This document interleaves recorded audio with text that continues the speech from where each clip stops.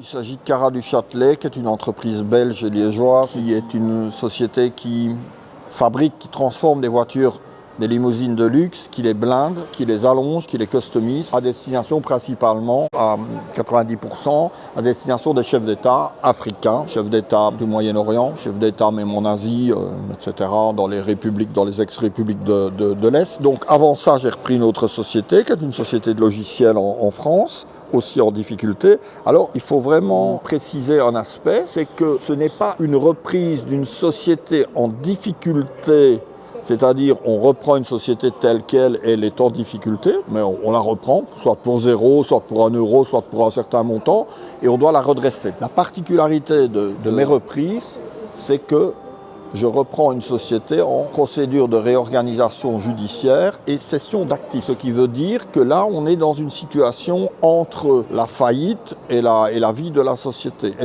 c'est une situation qui est régie par la loi, par la loi sur la réorganisation judiciaire, et qui permet d'avoir une cession des actifs de l'entreprise, une cession de l'entreprise, d'une partie de l'activité, de toute l'activité, etc. Donc ce qui fait que c'est un peu comme un concours, c'est-à-dire que plusieurs sociétés peuvent le faire. On va devoir établir un business plan avec des financements, avec le nombre de personnes que l'on reprend, avec quel est le futur de la boîte, etc. Le montant que l'on va donner pour acheter les actifs, les montants que l'on va investir dans la société pour la continuité de l'activité. Et le tribunal va décider, va choisir l'offre qui lui paraît la meilleure en tenant compte du financement, de l'emploi, du sérieux du candidat, etc. Et donc, tant pour Clariloc, pour Cara du Châtelet, voilà, on a gagné auprès du tribunal de commerce, et le tribunal de commerce, du jour au lendemain, dit « Ok, c'est Jean-Paul Rosette et sa société, peu importe, qui bénéficient des actifs de cette société. » Donc on démarre. Donc ça veut dire aussi qu'on a éliminé absolument toutes les dettes. Donc tout ce qui est le passif, voilà, les dettes, des dettes éventuellement des dettes bancaires et tout, on ne reprend pas. On repart. On a une structure et l'actif de la société rentre sur cette structure. Alors, à partir de là, il y a quand même des difficultés, puisqu'on a une société qui est en difficulté, on a une société qui va devoir gérer des fournisseurs qui ne sont pas payés, mais légalement, puisque le fournisseur ne peut pas réclamer son argent. C'est fini, on a l'actif, mais le fournisseur peut dire, écoutez, nous, on ne travaille plus avec vous parce que tel est tellement. Donc il faut rétablir la confiance. Il y a aussi en partie le personnel qui peut se dire comment on redémarre. Donc il y a toute une réorganisation. Il est certain que la base du travail dans l'analyse pré-acquisition de la société, il va falloir voir si on a un business plan, c'est-à-dire des ventes et des frais qui s'équilibrent et qui dégagent une marge bénéficiaire sur base de projection de vente. Donc ça, on doit le voir avec le personnel et tous les frais.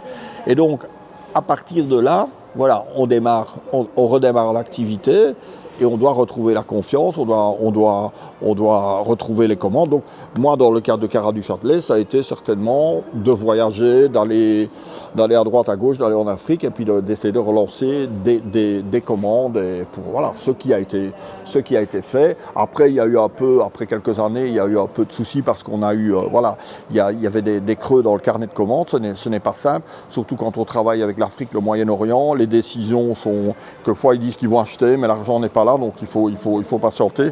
Tout. Donc c'est vraiment cette typologie de reprise d'entreprise qui est très, très important et ça demande pas mal de travail avant de reprendre, surtout avec des conseillers financiers, avec les banques, c'était le cadre ici en région, avec la région. Donc il y avait une part de financement privé, une part de financement bancaire, une part de financement de la région avec des garanties financières multiples de la région et autres. Et donc voilà, Cara du Châtelet est une boîte extrêmement compliqué puisqu'il y a beaucoup de métiers, il y a du cuir, il y a de l'électricité, il y a de la carrosserie. Donc on a des voitures qui coûtaient relativement cher, mais avec aussi un coût assez important. Il y a des synchronisations de travail, un atelier, du R&D avec les ordinateurs, le design, etc. Donc c'est une boîte très compliquée. La société, il y avait plus ou moins, je pense, si je me souviens, il devait avoir une centaine de personnes dans l'équipe.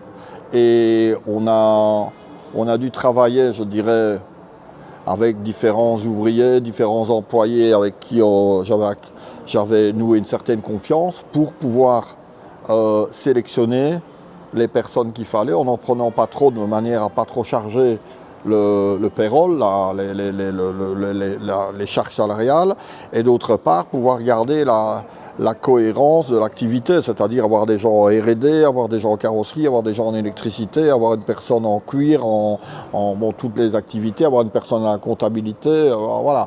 Donc ça a été un équilibrage. Est-ce qu'on prend cette personne? Est-ce qu'on en prend plus? Est-ce qu'on en prend moins? Voilà, on a tendance à essayer d'en prendre moins, mais en même temps, on est bien obligé d'avoir les personnes aux bonnes places pour faire le boulot. Donc ça c'est vraiment une sélection. Le gros problème de l'achat, réorganisation, la cession d'actifs sur réorganisation judiciaire, c'est qu'il n'y a pas beaucoup de temps. Donc on a quelques semaines pour faire le dossier et on doit acquérir de l'information, on a le droit d'avoir de l'information. En même temps, il est certain que quand on va dans une société en difficulté, on n'a pas toujours les informations qui sont vraies. Il y a des gens qui vous parlent, qui vous disent ça. Il y a des gens qui essayent de sauver leur place. Voilà, donc il va falloir faire la part des choses, trouver les bonnes personnes, tant techniquement que mentalement et tout. Et ça demandait de recouper les informations en interrogeant des gens de l'équipe, séparément, individuellement, voilà, retracer et faire un organigramme, tout en sachant que moi, ma philosophie est toujours que ce soit les équipes qui gèrent la boîte.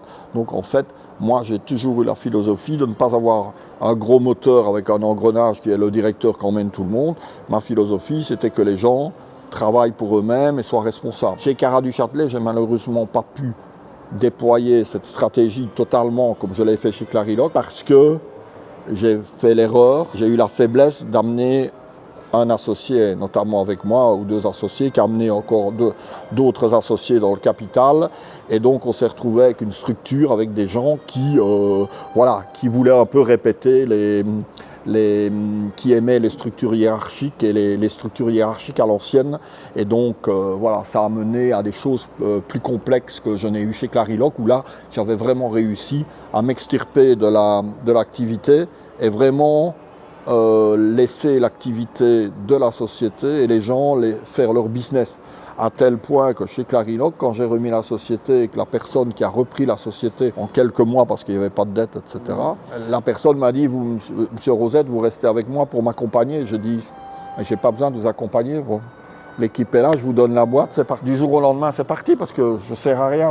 Ça va, les gens font le business. Moi, j'ai plus besoin d'être là. Voilà. Ce que je n'ai pas réussi à faire chez Carat du Châtelet, parce que j'avais des associés avec moi qui ont travaillé à l'ancienne et donc ça a un peu coincé.